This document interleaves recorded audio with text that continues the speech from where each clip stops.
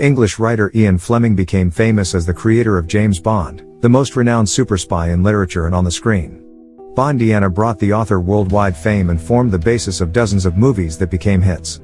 Playing Agent 007 is considered honorable because the charisma and charm of the adventurous hero invariably attract the attention and win the love of millions of viewers.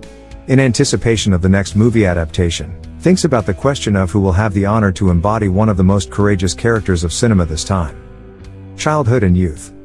When Ian Fleming created the image of a hero who lived in luxury and used only expensive things, he knew what he was writing about. The family of the novelist belonged to the upper class of British society and could afford to have several mansions in the capital at the same time. Socialite Evelyn was a passionate and active nature. Her husband Valentine, a member of the UK Parliament, was able to provide his wife with a comfortable life. The couple had 4 sons, and the future writer Ian Lancaster Fleming, who was born in 1908, became the second child. The older brother Peter also engaged in literary activities, and the younger ones, Richard and Michael, became financiers. The father of the family died during the First World War. As a major in naval intelligence, the man came under fire on the Western Front. He left his widow a substantial inheritance. The woman intended to give her sons the best education possible, so the children attended the prestigious private school Durnford, which prepared for admission to Eton College. Eton brought up members of the nobility, and most diplomats, politicians, and prominent public figures came out of its walls. As a child, Ian already showed his character, came into open conflict with the leaders of the school, and became a leader. In those years, the boy began to be fond of golf and experienced his first love. The death of his father had a strong influence on the children, and his memory was kept as sacred. An interesting fact is that a photo of Valentine's obituary, signed by his close friend Winston Churchill, always hung in his son's room. In 1921, the future writer became a student at Eton College, where he earned fame as an athlete and ladies' man. However, things weren't as bright with studying and discipline. The guy got used to breaking the rules and doing what he wanted. Due to problematic behavior, the mother took her son out of school and transferred him to the Royal Military College, but Ian was not going to put up with strict orders, and the guy was expelled again. Wanting to put her son in the Foreign and Commonwealth Office, Evelyn sent Fleming to Austria, where he was to be educated in a private school. The young man traveled around Europe and took courses at universities in Switzerland and Germany. However, this did not help Ian during his interview with the British Foreign Office. Career and military service. Ian Fleming began his career as a journalist. Under the protection of his mother, the young man collaborated with the Reuters news agency and went on business trips abroad. Among other countries, he visited the USSR. The man decided to continue his career in the banking sector. Fortunately, some of his relatives occupied significant posts in this area. Fleming tried himself as a stockbroker and financier but did not succeed. Then the future writer decided to follow in the footsteps of his father and went into military service in naval intelligence. From 1939, Ian became assistant to Rear Admiral John Godfrey and, lacking military education and qualifications, succeeded in his position. By the beginning of World War II, Fleming had become an essential ally of Godfrey, taking part in the development of secret operations and espionage strategies. The employees' plans and suggestions were often unexpected and witty, and the report forms could be read as fascinating novels. In the service of Her Majesty, the man had spent the entire war coordinating with the Allies, searching for secret laboratories, and developing special operations.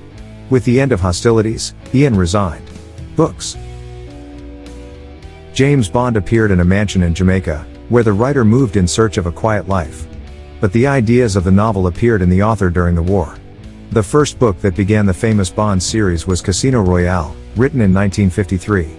The name of the main character sounded like one of the most common names that one could hear in a crowd. That made him unnoticeable and inconspicuous, as befitted a real spy. Experience in intelligence and the ability to live in a big way formed into a single puzzle, which manifested the image of the main character, cheerful, cynical, and adventurous. He got away with it under any circumstances, without losing his taste for life and trying to take everything from it. The first edition sold millions of copies, and the writer became popular. While the public was reading the paperback spy detective, the author immediately started working on the sequel. The second work was Live and Let Die. Critics condemned Fleming's work for its lack of ethics and its extensive coverage of sex and violence. However, this did not prevent the works from remaining popular with English and American audiences. President John F. Kennedy admitted that From Russia, with Love was his favorite book. And the writer himself treated the works with a pinch of irony, saying that he wrote for entertainment and profit. A total of 14 books about Agent 007 came out of the pen of the former intelligence officer. The last was a collection of short stories Octopussy and the Living Daylights, published in 1966. By this time, Bond had already made 3 movies, which brought the author another wave of fame that made him rich. And Sean Connery, the first actor to play the spy on the screen, became a sex symbol and a movie superstar. Personal life. Like his character, Fleming led a stormy personal life, from a young age choosing beauties and being extremely popular among them. Already during his school years, the young man was said to have had many affairs with girls, and for one of them, he even got kicked out of school. The first engagement the man concluded at the age of 23, but the mother of the writer was opposed to this marriage, and the wedding did not take place. In 1939, Ian started a relationship with married Baroness Anna Neal, who fell in love with the young soldier and dreamed of becoming his wife. However, even widowed, the woman could not achieve it. Fleming valued freedom too much and had no intention of tying the knot. Then and married another but did not stop loving Ian, and in 1948, gave birth to his daughter, who died at birth. Her husband was tired of putting up with infidelity and filed for divorce, after which in 1952, Fleming married her. In marriage in the same year, their son Caspar was born. In the family union, the spouse did not stop being polygamous. Preferring a free relationship, both had affairs on the side.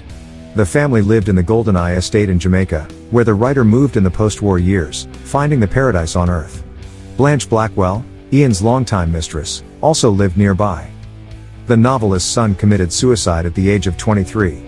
The widow survived her husband and Caspar. She died in 1981. Both were buried next to the head of the family. Death. Ian Fleming lived carefree, indulging in every pleasure, including smoking and drinking. Therefore, he began to have problems with the heart and blood vessels early on. The writer suffered his first heart attack at the age of 53, and the consequences were severe. Despite this, Bond's father did not quit smoking and drank a bottle of gin a day. Enormous fees for books and movie adaptations allowed the author to buy estates in the UK. One of them was located in Canterbury and was an 18th century castle. It was here in August 1964 that Fleming suffered a second heart attack, causing his death. On the way to the hospital, the man cheered up and joked with the medical staff, keeping his hopes up. However, it was not possible to save him, and the 56-year-old writer died. The celebrity was buried in a rural cemetery in Wiltshire, where there was a palace bought by Ian shortly before his death. Several documentaries are dedicated to the life of the creator of Bond, and in 2011 an international airport in Jamaica was named in his honor.